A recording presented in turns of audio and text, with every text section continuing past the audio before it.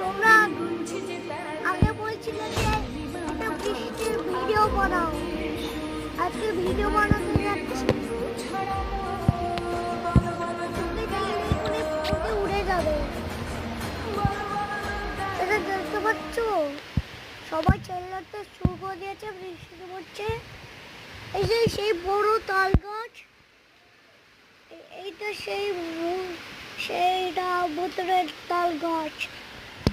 তো সুন্দর লাগছে আর ভয়ঙ্কর লাগছে।